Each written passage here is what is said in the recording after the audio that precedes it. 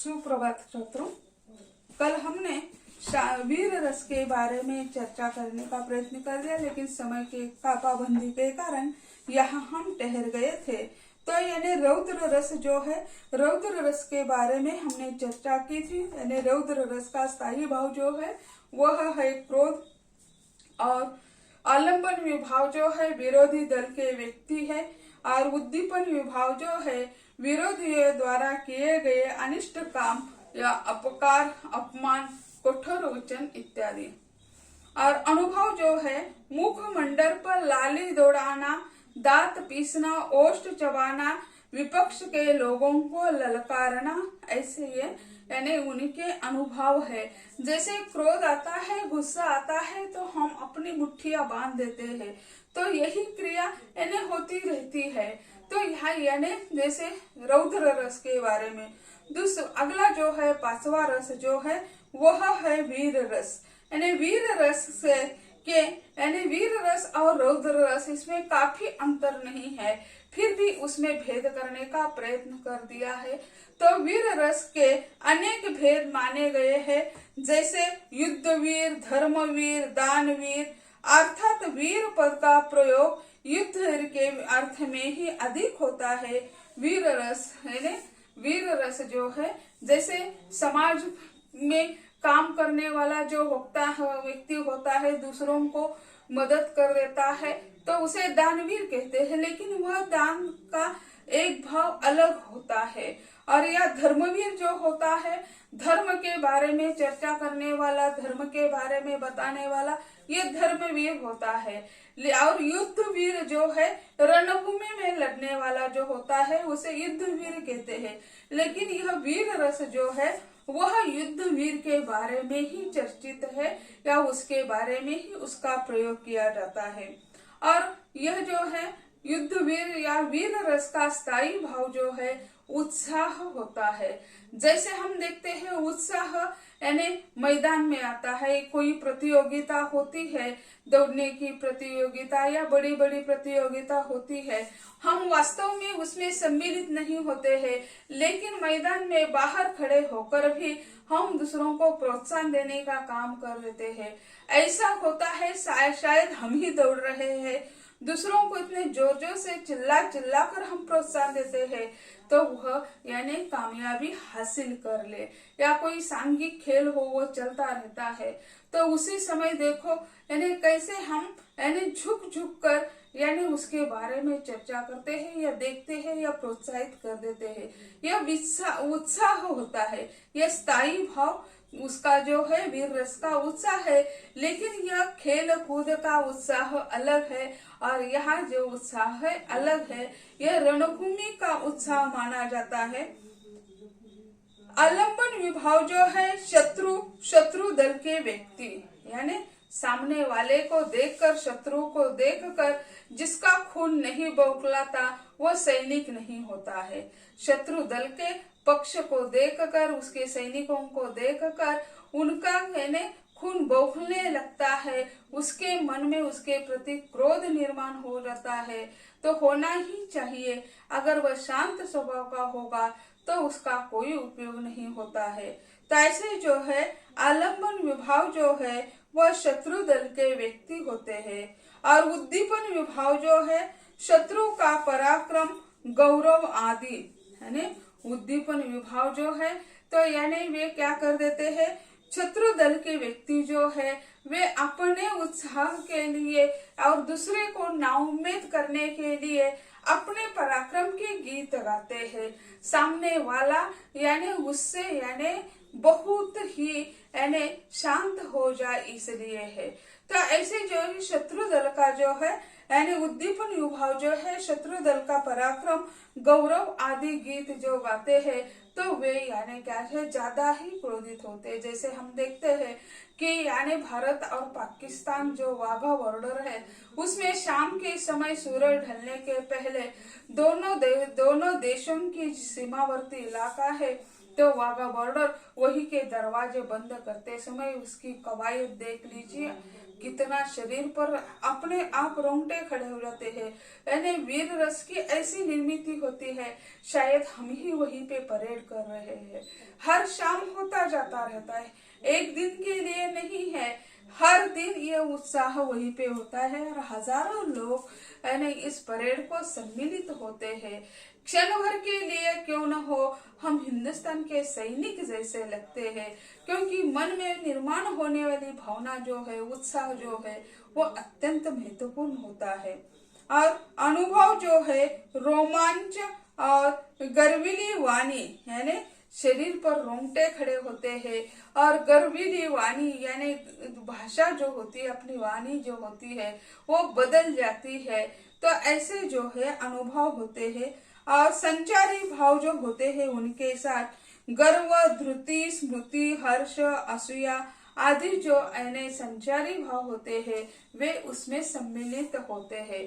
तो ऐसे वीर रस के अनेक उदाहरण हमें मिलते हैं। तो हर जगह वीर रस होता है, लेकिन यहाँ जो लोगों ने कहा है, विद्वानों ने कहा है, ये वीर रस जो है युद्ध वीर के बारे में ही उसका लेना चाहिए। उसका स्थायी भाव उत्साह है, तो उत्साह हर जगह हमें दिखाई देता है। कोई कार्य करते समय भी उत्साह हमें दिखाई देता है। तो ऐसे जो है तो उत्साह स्थायी भाव होते हुए भी उससे निर्माण होने वाला जो वीर रस है उसका प्रयोग सिर पर रणभूमि के बारे में ही करना चाहिए, ऐसे कहते हैं। अगला जो रस है वह है अद्भुत रस, यानी 6 नंबर का जो रस है अद्भुत रस है, वह यानी अद्भुत रस का स्थायी भाव जो है वह है भय। यानी अद्भुत रस से निर्माण होने वाला जो है वह यानी अद्भुत रस है, उनका स्थायी भाव भय है। भय से निर्माण होने वाला जो रस है वह है अद्भुत। यानी भयप्रद दृश्य को देखने, सुनने अथवा स्मरण करने से जब हृदय में उत्पन्न स्थायी भाव भय परिपूर्ण होता है, तब भयानक रस की यानी निष्पत्ति होती है। अन्य रसावयों यानी जैसे भयप्रद दृश्य देखने के कारण यानी मन में भाव जो है वो भय का भाव निर्माण हो जाता है, और उस भय से यानी भयानक रस की निर्मित होती है। तो ये भयानक रस जो है जैसे उनका स्थायी भाव है भय, और आलंबन विभाव जो है व्याघ्र आदि हिंसक प्राणी देखना, यानी जैसे हम देखते हैं यानी हिंसक प्राणी देखने से ही यानी मन में भाव निर्माण होता है। यानी वो दौड़ने वाला प्राणी हो, शायद यानी इस रास्ते से हम जा रहे हैं और कोई गधा भी हमें दिखाई देता है, तो गधे को जाने देते हैं और फिर उसे सुरक्षित अंतर रख कर जाते हैं, क्योंकि गधा क्या कर देता है यानी पिछले पांव से लात मार देता है, वही इसकी लात हमें न लग जाए इसीलिए हम करते हैं। या रास्ते से हम जा रहे हैं और कोई भैंस भागती हुई आ जाती है, तो हम उसे रास्ता छोड़ देते हैं, कहीं दूर जाकर खड़े हो जाते, क्योंकि कब वो हमें कुचल देगी इसका पता नहीं है, वो कुचलेगी या नहीं यह भी पता नहीं है। इसी कारण उससे हम क्या कर देते हैं, सुरक्षितता महसूस करती है। ये तो जानवरों की बात हो गई, उन्हें कुछ पता नहीं चलता। लेकिन जैसे कोई व्हीकल चलाता है, कोई गाड़ी चलाता है, हम रास्ते से बीच जा रहे हैं, तो कोई पीछे से हॉर्न बजाता रहता है, फिर भी हम रास्ते से हिलते नहीं, तो बार बार वो हमें वही रास्ते से हिलाने की कोशिश कर देता है। तो फिर हम उसे रास्ता देते हैं, क्योंकि उसको भी डर है और हमें भी डर है, तो हम रास्ते से किनारे किनारे चले जाते हैं। तो ऐसे जो है तो इन्हें भय है, हमारे जीव का, हमारे प्राण का यानी भय होता है। तो यानी कोई व्याघ्र को हम बाघ को देखते हैं या कोई हिंसक प्राणी को हम देखते हैं, तो हमें मन में भय निर्माण होता है। कुत्ते की झुंड जो होती है वो यानी झगड़ते झगड़ते रास्ते से इधर से उधर, उधर से इधर आती है, लेकिन बीच में से कोई कुत्ता आकर हमें न काटे, इसीलिए डर के मारे हम सुरक्षित जगह पर खड़े हो जाते हैं। तो ऐसा जो वातावरण जो होता है वो अलग ही होता है। इसी कारण जो हम मानते हैं कि यानी भयानक रस जो है तो मन में भय निर्माण करने वाला एकाध प्रसंग होता है, निष्पापद हो, प्राणी हो, कुछ भी हो। उद्दीपन विभाव जो है सुनसान जगह यानी जैसे स्मशान, भूत प्रेत आदि, है न। जैसे उद्दीपन विभाव, जैसे अमावस्या के रात में के लोग कहते हैं कि कहीं कहीं रात के 12 बजे कहीं पिचास जो है वह क्या है, वही नाचने लगते हैं, स्मशान भूमि में आ जाते हैं या प्रेत को उठा ले जाते हैं। तो इसी कारण यानी जैसे हम मानते हैं, आज भी भारतीय संस्कृति में ऐसा माना है कि स्त्रियां स्मशान भूमि में प्रवेश नहीं करती है ना। स्त्रियां बहुत सहृदयी होती है, कोमल होती है, वहां का दृश्य देखना उनके लिए नामुमकिन है। यानी अंतिम यात्रा ही उनकी वहीं पे पहुंच जाती है, वह स्मशान कभी नहीं देखती है। शव को हम देखते हैं तो भी डर पैदा हो जाता है, जैसे कई क्षण पहले उस व्यक्ति को हम अपना लेते हैं, लेकिन उसके शरीर से जब आत्मा निकल जाती है तो उसको हम छू भी नहीं सकते हैं, छूते हैं तो नहाने की आवश्यकता होती है, वह अछूत बन गया ऐसा माना जाता है। तो ऐसे यानी समाज की कई मान्यता है, उस मान्यता को हम नकार तो नहीं सकते हैं। तो ऐसे जो है यानी सुनसान जगह स्मशान, ये सुनसान जगह होती है, वहाँ कोई नहीं जाता है, सिर्फ यानी शव दहन करने के लिए लोग वहीं पे जाते हैं। क्या कहीं आपने पढ़ा है कि वहां जाकर बहुत शांत जगह होती है, वही जाकर पढ़ाई करे या कुछ काम करे? कुछ भी नहीं है।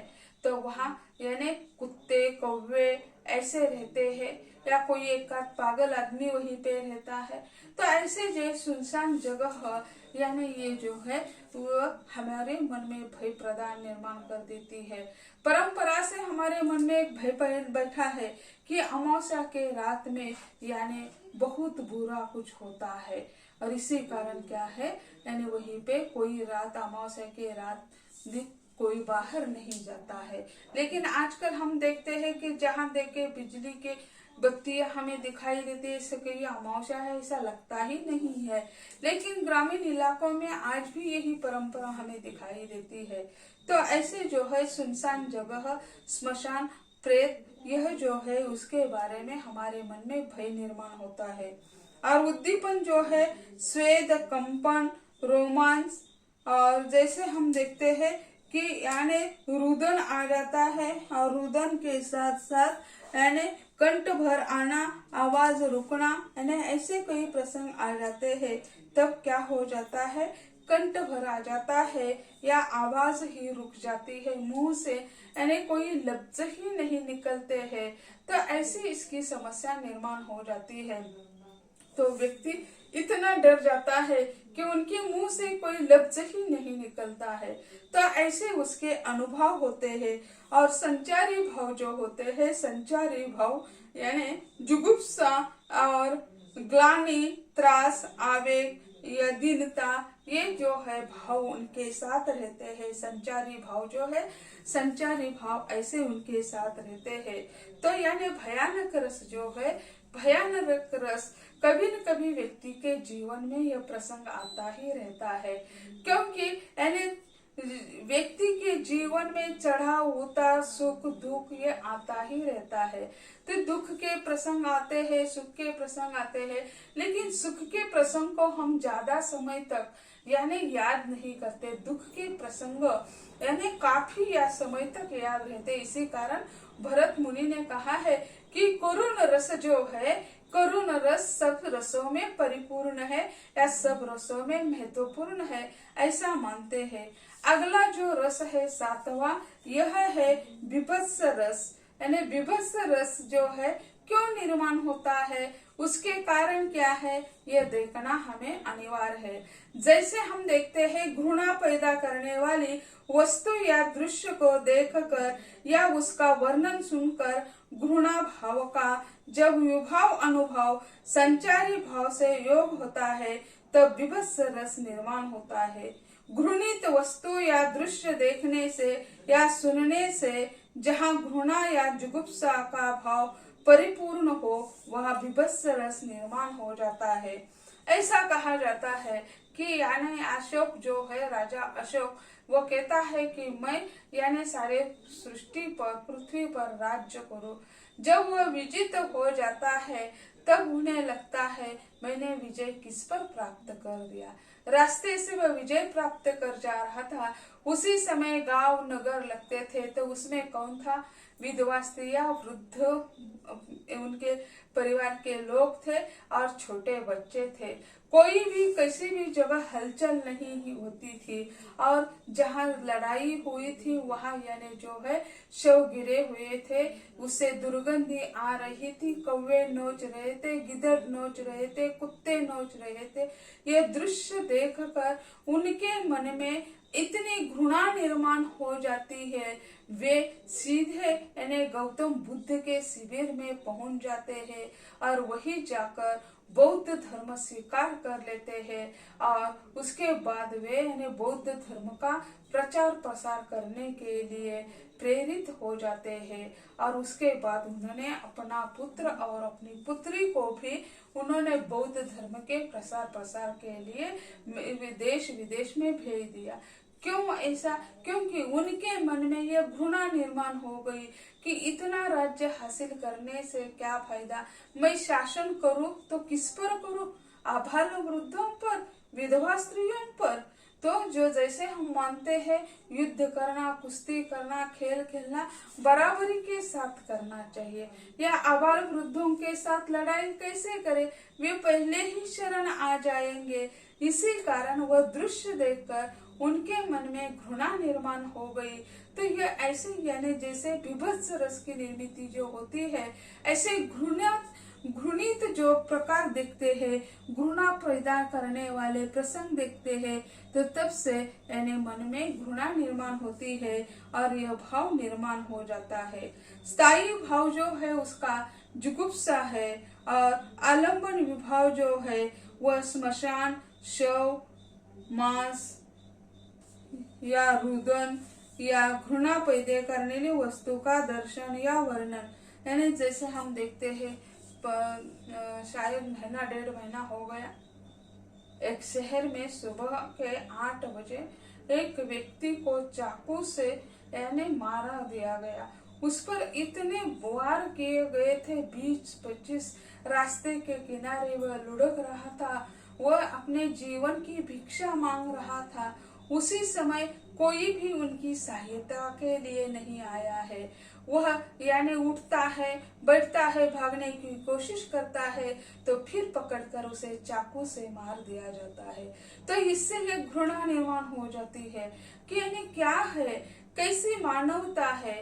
मानव यानी मृत्यु तो हमेशा सभी के लिए है ही, कैसी मृत्यु है ये पता नहीं है।